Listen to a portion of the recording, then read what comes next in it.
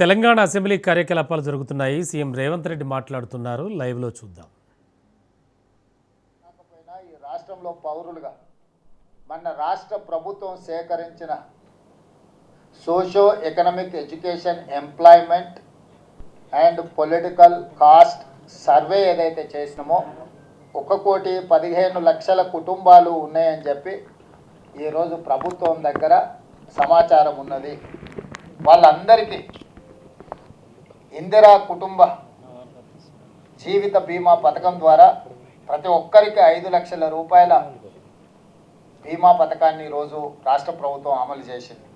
అదేవిధంగా సింగరేణిలో 41,000 మంది ఉద్యోగస్తులు, అదేవిధంగా విద్యుత్ శాఖలో దాదాపుగా 51,000 మంది ఉద్యోగస్తులకు, ఆ సంస్థలలో పనిచేస్తున్న వాళ్లకు ₹1,00,00,000 ప్రమాద బీమాను ఈరోజు అమలు చేస్తున్నాం.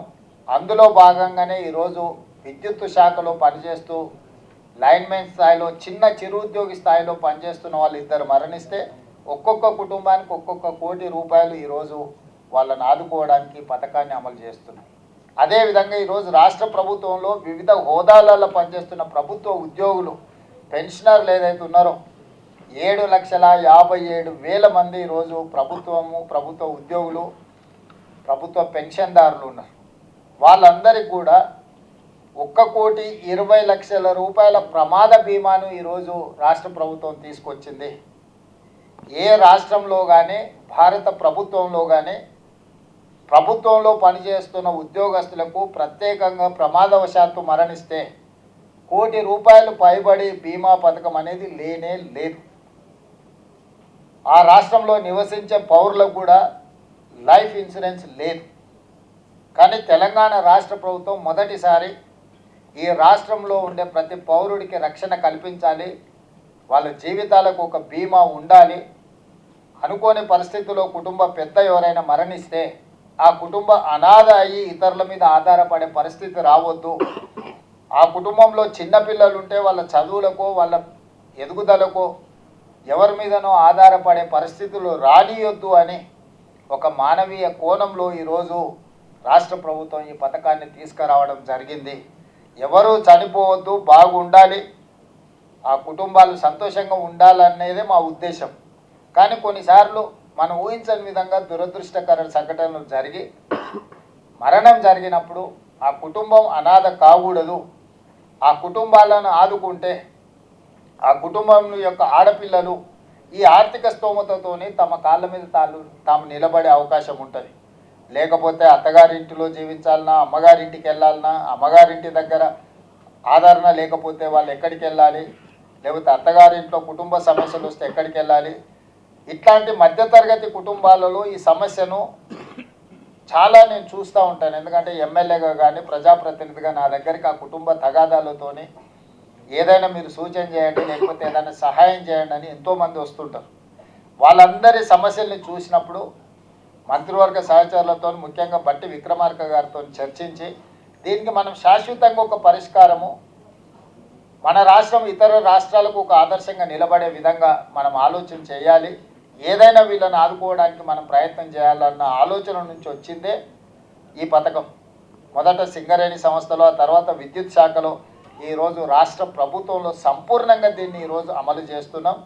ఈరోజు సురేష్ కుటుంబానికి, ముక్తార్ బేగ్ కుటుంబానికి చెరొక ₹1,00,00,000 చెక్కును ప్రదానం చేసే కార్యక్రమం తీసుకున్నాం. ఎందుకు ఈ కార్యక్రమాన్ని శాసనసభ సమావేశాలను వాయిదా వేసి శాసనసభ లోపలనే ఎందుకు పెడుతున్నామంటే ఈ ప్రభుత్వం కోసం పనిచేస్తున్న ఉద్యోగస్తుల మనోధైర్యాన్ని పెంచడానికి. ఈ ప్రభుత్వం మమ్మల్ని కుటుంబ సభ్యులుగా చూస్తుంది. మాకు ఏదైనా ఈ ప్రభుత్వానికి ప్రజలకు సేవలు అందిస్తున్న సందర్భంలో ఏదైనా ప్రమాదం జరిగి మేము మరణిస్తే మా కుటుంబం అనాథలు కారు, మా కుటుంబానికి ప్రభుత్వం అండగా నిలబడుతుంది అని ఒక సందేశాన్ని ఇవ్వడం కోసమే ఈ కార్యక్రమానికి ఒక ప్రత్యేకంగా ఇది ఏర్పాటు చేయడం జరిగింది.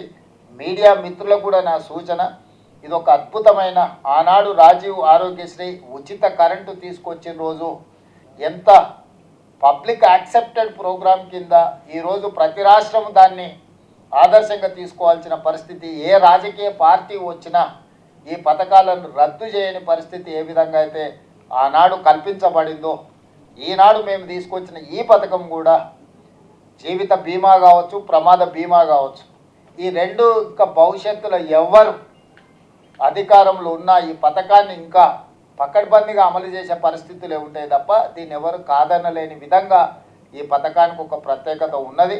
ఈ ప్రత్యేకతను మీడియా మిత్రులు కూడా ఈ ఆధారిత కుటుంబాలకు తెలిసే విధంగా ఈ పథకాన్ని ముందుకు తీసుకెళ్లడానికి, దీని ప్రచారం కల్పించడానికి ఎక్కడైనా ఎవరు ప్రమాదంతో మరణించిన తక్షణమే ఆ శాఖకు సంబంధించిన అధికారులు కూడా కార్యాచరణ వెంబడే చేపట్టాలి.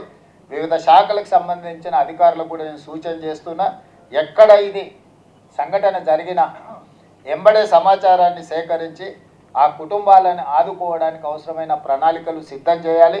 ఏది ఏమైనా ఇంత మంచి కార్యక్రమాన్ని ఏర్పాటు చేసి దీన్ని కొనసాగిస్తున్నందుకు ఆర్థిక మంత్రి బట్టి విక్రమార్క గారిని, సహచర మంత్రివర్గ సభ్యులను అభినందిస్తూ ఈ కార్యక్రమాన్ని ఇంకా పకడ్బందీగా అమలు చేస్తామని చెప్పి ఈ సందర్భంగా మీ అందరికీ తెలియజేస్తూ మీ దగ్గర సెలవు తీసుకుంటున్నాను.